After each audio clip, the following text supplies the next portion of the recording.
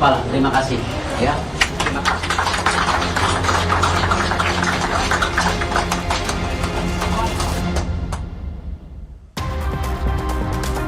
Bertemu kembali saudara, Timnas U23 Indonesia harus mengubur asa menuju Olimpiade Paris 2024. Langkah Garuda Muda terhenti usai dikalahkan Guinea dalam skor tipis 0-1. Timnas Guinea U23 menguasai pertandingan sejak menit awal. Beberapa kali tembakan penggawa Garuda Muda tak berhasil bersarang ke gawang Guinea. Gol tim berjuluk Gajah Nasional itu hadir pada menit ke-28 dari penalti setelah pelanggaran Witan Sulaiman terhadap pemain Guinea. Pemain Getafe Ilaix Moriba sukses menaklukkan Hernando Ari. Ini menjadi satu-satunya gol untuk kemenangan Guinea atas Indonesia dan membawa mereka lolos ke Olimpiade Paris 2024. Hernando jatuh ke kiri, sementara bola di tempat.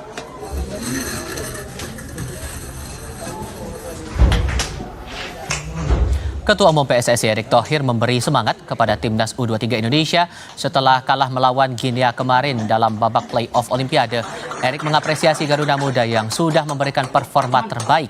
Ia meminta Timnas Indonesia bangun kembali untuk menghadapi kualifikasi Piala Dunia pada 6 Juni 2024.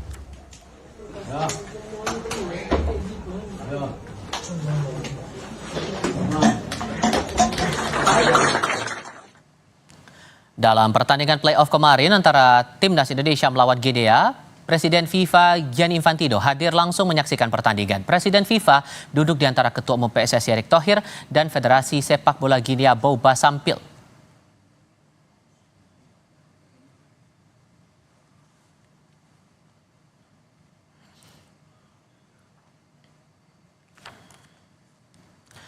Via akun Instagram, Presiden FIFA Gianni Infantino menyemangati Timnas Indonesia yang kalah play-off melawan Guinea dengan kekalahan tipis sehingga tidak tampil dalam Olimpiade Paris tahun ini. Gianni berpesan kepada Indonesia, banggalah kepada Timnas Indonesia dan terus dukung sebab mereka bergerak ke arah yang benar. FIFA akan terus mendukung Timnas Indonesia, katanya.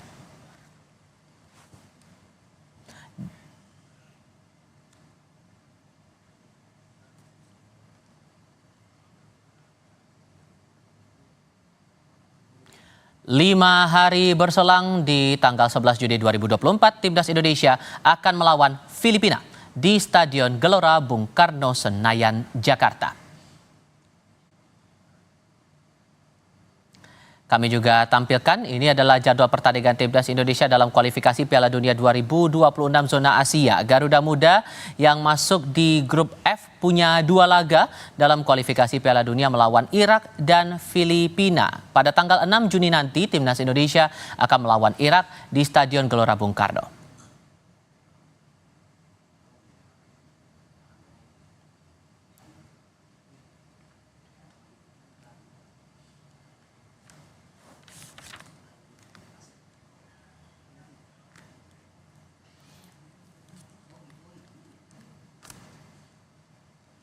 Soal pencapaian timnas kita akan kami bahas dan sudah bergabung saat ini Menteri Pemuda dan Olahraga Dito Aryo Tejo dan juga ikut bergabung dalam diskusi kami kali ini pengamat sepak bola Wesley Huta Galung. Selamat sore Mas Menteri, selamat sore Bung Wesley. Selamat sore Mas Tifal. Oke, terima kasih sudah bergabung bersama kami. Saya coba sapa kembali Menteri Pemuda dan Olahraga Dito Aryo Tejo. Mas Dito, selamat sore. Selamat sore, Mas. Terima kasih sudah bergabung bersama kami. Ini tampaknya sekalipun kalah, ya apresiasi luar biasa bahkan dari PSSI begitu bahwa ini melebihi target yang kita tetapkan. Dari pemerintah sendiri bentuk supportnya bagaimana dengan capaian timnas U23 kita kemarin? Ya, pastinya kami dari Kemenpora melalui PSSI kita bekerja sama di mana PSSI menyiapkan program jangka pendek, jangka panjang, ya persiapan Piala Dunia dan kemarin dari sejak U17, U20 dan kemarin sampai qualifying Olimpiade di Paris itu kita support dengan pendanaan dan dengan program pendampingan dan kami apresiasi dan tetap bangga karena aslinya target dari PSSI untuk di Piala Asia sebenarnya lolos 8 besar dan ini kita bisa melihat bahwa alhamdulillah dengan kerja keras dan kekompakan ini bisa melampaui target sampai semifinal dan kualifikasi Olimpiade. Melebihi ekspektasi sehingga saya perlu pertegas lagi, bentuk apresiasi apa yang bakal diberikan pemerintah atas capaian timnas kali ini? Ya, pastinya dengan ini kita sudah mencapai kualifikasi Olimpiade, pastinya kita akan memberikan support yang lebih intensif lagi terkait persiapan di kualifikasi Piala Dunia dalam bentuk program pelatihan dan juga TC, pemusatan training center, dan kita juga berharap nanti ini mulai lanjut lagi di laga kualifikasi Piala Dunia, kita berharap kita bisa lolos sampai ke putaran 3, setelah itu syukur-syukur bisa lolos sampai Piala Dunia. Saya yakin Anda bersama dengan tim kementerian juga melihat waktu demi waktu perjalanan dari tim kita bertanding begitu, secara performa, strategi permainan dan hal-hal lainnya, sejauh apa Anda mencermatinya? Ya, yang saya lihat secara langsung karena saya sempat berada di Qatar dan bersama tim dan juga para official, di mana yang kami bisa katakan tim ini sekarang dalam situasi dan suasana yang sangat prima dari segi kekompakan dan juga tata latihan dan bagaimana Coach Sintayong memastikan kedisiplinan para atlet. Jadi ini yang perlu kita lanjutkan adalah konsistensi timnas kita ke depan. Jadi ini jangan hanya euforia saat ini, tapi bagaimana kita pastikan ke depan konsistensinya itu bisa terjamin. Karena dari pengalaman kemarin Piala Asia dan lanjut di playoff, timnas U23 kita sudah mendapatkan pengalaman sangat berharga, bisa menang lawan tim kuat Asia yaitu Korsel, dan juga tim Timur Tengah Uzbekistan, dan tim dari kontingen Afrika sudah bertemu Gina di mana sangat tipis. Jadi ini akan menambah kepercayaan diri dan juga keyakinan para tim ke depan. Kalau ketemu tim-tim dari kontingen 3 benua itu tetap percaya diri dan tetap maksimal. Oke, tapi kalau kita merujuk dari pertandingan kemarin, Bung Wesley, sekali lagi ada drama kartu merah bahkan dikenakan kepada Coach Sintayong. Anda menganalisisnya bagaimana pertandingan kemarin, Bung Wesley?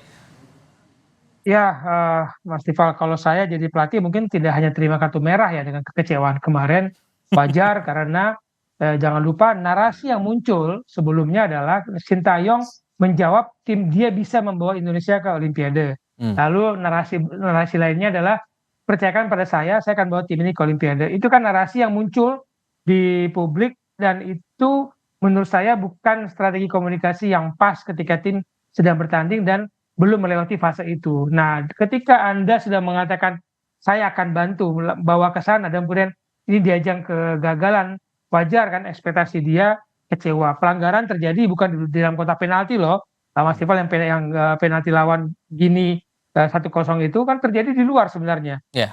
Wajar dong dia kecewa. Berkali-kali pelanggaran juga, berapa kali putusan wasit tidak memberikan keadilan bagi Indonesia. Wajar dia kecewa dan saya yakin wasit keempat yang ada di pinggir lapangan itu yang melaporkan kepada wasit 1, wasit di tengah, bahwa ada ucapan-ucapan yang mungkin dianggap lebih lebih kasar, lebih menyerang gitu kewibawaan wasit dan sehingga harus diberikan kartu merah. Saya sejujurnya bisa memaklumi apa yang dilakukan oleh Sintayong dan perlu juga bahwa Indonesia itu bukan negara ya yang bisa digampang dibodoh-bodohi dalam tanda kutip itu, Mas Tifal. Tapi secara performa kemudian strategi bermain, Anda melihat bahwa penampilannya makin berkembang atau ada catatan khusus soal ini? Nah, izinkan saya membandingkan ini, kita ini istilahnya mobil balap, Mas Tifal. Ada 20 lap yang harus kita jalani, tapi lap ke-15 kita sudah selesai. Karena selesai dalam artian gimana tuh? Tidak mudah untuk main di turnamen yang hanya butuh waktu istirahat cuma 2 hari, 3 hari tanding, 3 hari tanding dengan level yang bukan lagi kita bicara level Asia Tenggara, ini level yang sudah variasi permainan lawan-lawannya sudah membuat kita tuh pusing itu. Kalau jadi pelatih bagaimana menghadapi Qatar, menghadapi Australia itu beda lagi, menghadapi Yordania beda lagi tactical game-nya, menghadapi Korea Selatan beda lagi game plan yang dibutuhkan untuk analisa, untuk persiapan, dan waktu cuma mepet. Nah, kemampuan kita untuk ikut turnamen itu saya pikir hanya sampai ada 4 atau 5 pertandingan kita sudah habis dan itu kelihatan permainan kita yang efektif, efisien hingga melawan Korea Selatan itu sudah tidak terlihat lagi karena fisik tidak lagi mendukung. Mental itu menurut saya sudah mengalami kejenuhan. Dan tekanan, saya katakan tekanan internal, eksternal bahwa euforia ketika sampai perempat final, euforia sampai semifinal, kemudian berbalik menjadi hujatan cacian makian ketika gagal dan menghantam dari semua lini, itu menurut saya akan sangat mengganggu mental dan konsentrasi para pemain. Oke, tapi kalau melihat perkembangan dari waktu ke waktu ditambah lagi ini dinilai bahwa prestasinya sudah melebihi target yang ditetapkan, Anda punya optimisme sendiri nggak untuk langkah timnas kita ini melangkah ke Olimpiade 4 tahun lagi di tahun 2028? Ada asakah kita di sana? Ya, kalau untuk melangkah lagi ya kita harus mencari lagi strateginya. Apakah tadi Pak Menteri sudah mengatakan ini strategi jangka pendek, jangka panjang, jangka menengah. Yang itu selalu saya sampaikan saat ini pemanggilan pemain diaspora, pemanggilan pemain naturalisasi itu strategi jangka pendek. Kita bicara jangka panjang. Apakah kemudian Hernando Ari masih akan bermain lagi? Usia sudah 22. Nanti kan ada orang baru lagi. Kemudian apakah Nathan Cheon sudah 22 tahun akan bermain lagi? Apakah kemudian pengganti pemain-pemain muda ini Justin Hamner 20 mungkin masih bisa 23 tahun lagi. Apakah kemudian kita akan memanggil diaspora lagi? Apakah memanfaatkan pemain lokal yang kompetisinya belum kita jaga? Maaf, saya katakan belum kita jaga. Nah, ini yang saya tunggu. Strategi jangka pendek itu ibarat rantai, satu mata rantai ditarik, mata rantai lainnya akan ketarik. Nah, kita sudah memakai strategi jangka pendek pemanggilan diaspora ini, strategi jangka pendek ketarik, rantai-rantai lainnya ketarik nggak? Infrastruktur, pembinaan pendidikan, wasit, apa segala macam, pelatih, itu harus terangkat juga. Saya coba tanya ke Mas Dito kalau begitu, tindak lanjut dari pemerintah gimana untuk target Olimpiade 4 tahun lagi nih, Mas Dito? Ya, pastinya tadi saya menyambung dengan yang dikatakan Bung Wesley, pemanfaatan maksimal dari potensi diaspora dan yang biasa dikatakan naturalisasi, itu merupakan jangka pendek. Tapi betul, kita tidak hanya berhenti di jangka pendek, tetapi bagaimana saat ini Kemenpora bersama PSSI, bisa kita lihat di Timnas U23 itu, 7 dan 8 pemain itu jebolan dari program pemerintah yaitu PPLP dan SKO. Dan saat ini kita juga gencar bagaimana melakukan talent scouting se-Indonesia di seluruh kabupaten kota dengan judul yang namanya Tarkam. Tapi ini adalah Tarkam modern dan itu adalah talent scouting kita mencari potensi dari grassroots. Dan kita bisa lihat seperti program Barati Cup, itu juga salah satu cara kita talent pool untuk yang bibit usia muda. Maka dari itu ini berbagai strategi, baik itu tadi yang pendek dan menengah panjang, itu juga kami lakukan. Dan tadi salah satunya training center juga kami sudah membangun saat ini. Insya Allah Oktober jadi di Cibubur dan juga nextnya di IKN juga sudah dalam on progress. Sekarang tugas berikutnya setelah kita Piala Asia sesuai dengan topik diskusi kita kali ini, menghadapi kualifikasi Piala Dunia 2026. Kita akan menghadapkan antara dengan Irak kemudian dengan Filipina. Seoptimis apa kemudian Anda, Mas Menteri, untuk timnas kita ini bisa mendapatkan kemenangan itu? Ya, saya sedikit bisa mengatakan setelah U23 kemarin di Qatar dan Paris lebih optimis karena yang tadi saya sampaikan, pemain-pemain U23 ini mayoritas juga bermain akan di tim kualifikasi nanti, dan yang tadi saya katakan mereka sudah menghadapi bagaimana bisa menang melawan Korea Selatan, Jordania, dan juga walaupun kalah tapi sudah memahami melawan Uzbekistan dan kemarin Guinea. Jadi saya rasa ini dari kemampuan dan kepercayaan diri dan taste dari taktikal akan lebih matang. Bagaimana kemudian support pemerintah untuk atlet-atlet kita untuk menambahkan kekuatan dari para pemain kita, pemain sepak bola kita, itu usahanya bagaimana kemudian?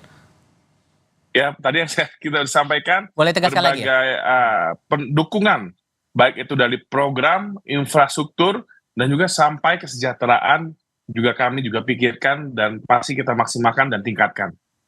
Tapi di sisi lain juga Bung Wesley, kalau kita lihat dalam catatan pertandingan matchday sebelumnya, Indonesia lawan Irak yang unggul 5-1, kemudian Filipina lawan Indonesia 1-1. Dengan untuk pertandingan berikutnya di tanggal 6 dan 11, Anda kalkulasinya gimana kemudian? Potensi menang kita gimana kemudian?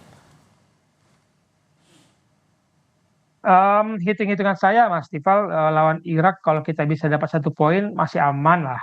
Karena poin kita kan 7. Saingan terdekat kita Vietnam 3. Kalau kita menang sekali selesai, kita lolos ke putaran ketiga. Dan penampilan ketika menghadapi Irak 1-0, 1-5, hanya kita loh yang bisa bobol gawang Irak di kualifikasi ini. Itu menurut saya belum menunjukkan tim yang terbaik dari Sintayong. Tim terbaik itu kelihatan pada laga-laga terakhir. Dan saat ini, benar apa kata Pak Menteri, mungkin 70% pemain muda kita yang U23 ini akan tetap dipanggil. Ditambah lagi nanti orang Mangun, ditambah Jahit Ses, ditambah lagi dengan pemain dalam kita, Yakob Sayuri mungkin, atau Egy dan Ricky Kambuaya. Rasa-rasanya fondasi sudah terbentuk, gaya bermainnya sudah terbentuk, tinggal kemampuan pemain kita mengikuti game plan yang berubah-berubah di pertandingan ini menghadapi tadi sudah dikatakan supaya kita belajar meskipun kita kalah. Tapi Irak, saya pikir kita masih bisa memetik pengalaman menghadapi Yordania, menghadapi Qatar, seperti apa kekuatan tim-tim dari kawasan Timur Tengah, dan itu modal bagi saya. Dan bukan tidak mungkin kita main di Jakarta tanggal 6, kemudian kita main lagi di Jakarta tanggal 11. Saya pikir minimal 3 poin pasti dapat dari 2 pertandingan ini dan kita lolos ke babak berikutnya. Karena ada analisis cukup 1 kali menang lagi bahwa kita bisa lolos untuk putaran ketiga begitu. Anda ada optimisme ke sana ya? Saya sangat optimis selama izin Pak Menteri saya katakan, selama kita jangan euforia berlebihan. Euforia itu tidak masuk ke kamar ganti, tidak masuk ke kamar tidur pemain, itu mengganggu. Ketika kekecewaan itu euforia berbalik jadi makian cacian. Dan sekarang kemarin saya sampaikan di Kompas TV bahwa hati-hati karena sudah ada kambing hitam yang disiapkan ketika kalau Indonesia gagal lawan Gini, yaitu Elkan Bagot, yang dimunculkan bahwa Elkan Bagot tidak merespon pemanggilan PSSI, klubnya tidak menyiapkan. Saya pikir ini kambing hitam yang sudah disiapkan. Nggak begitu, jangan sampai terjadi ada kambing hitam atas kegagalan soal Elkan Bagot. Biarkan federasi bermain tanpa perlu diberitakan, tanpa perlu disampaikan. Saya sampai saat ini mengatakan tidak semua pertanyaan wartawan, tidak semua pertanyaan konten kreator wajib dijawab dan kita lupa menjaga keutuhan tim. Kita masih butuh Elkan Bagot di belakang, tapi saat ini Elkan Bagot sudah dihajar oleh netizen. Oke. Ini ngomong-ngomong Elkan Bagot juga nih Mas Menteri, karena kan kemarin nggak bisa dihadirkan begitu, tidak bisa ikut bergabung dalam timnas kita untuk memperkuat pertandingan ke Ginia. Usaha apa kemudian dari Kemenpora nih tindak lanjutnya untuk pertandingan-pertandingan berikutnya begitu? Ya pastinya memang kadang-kala ketika kita menghadapi situasi seperti kemarin di Piala Asia dan di playoff, contohnya Justin Hubner dan Elkan Bagot itu mereka memiliki tanggung jawab juga dan ikatan profesional dengan klub asalnya. Dan kita harus mengetahui di mana ya namanya dunia bola itu yang namanya pemerintah dengan federasi tidak bisa intervensi terlalu jauh. Dan kemarin sangat memang kita harus diketahui bukan masuk di kalender FIFA. Nah karena itulah yang namanya federasi juga tidak bisa memaksa. Nah tetapi ke depan seperti yang kualifikasi Piala Dunia itu kan masuk kalender resmi FIFA. Jadi harusnya tidak ada kendala lagi seperti hal tersebut. Seperti kemarin yang Justin Hubner sempat kami coba diplomasi melalui Menteri Olahraga Jepang dan juga Menteri Luar Negeri Jepang untuk berbicara dengan Presiden Cerezo. Dan itu pun dilakukan, tapi dengan alasan ini bukan agenda FIFA dan juga kebutuhan mereka menghadapi Liga Jepang, ya itu juga pemerintah Jepang meminta ke saya untuk pengertiannya, karena memang di Jepang sangat dijaga intervensi pemerintah ke klub profesional. Terakhir Mas Menteri, singkat saja, dengan prestasi dari timnas U2 kita ini yang cukup membanggakan begitu, apakah kemudian dari pemerintah akan melakukan semacam penyambutan atau seremoni yang menyambut timnas kita kembali ke Indonesia? Itu biasanya akan diserahkan oleh federasi, tapi yang pasti saya setuju dengan Bung Wesley, kita harus apresiasi, tapi juga jangan euforia berlebihan. Karena yang paling penting kita harus menjaga euforianya menjadi semangat yang konsisten sampai pertandingan dan liga kualifikasi Piala Dunia selanjutnya. Jadi ini kita akan serahkan juga ke federasi, pastinya kita akan support. Menteri Pemuda dan Olahraga Dito Aryo Tejo, terima kasih. Bung Wesley Huta Galung juga terima kasih sudah hadir dalam diskusi kami hari ini. Selamat sore semuanya. Sore.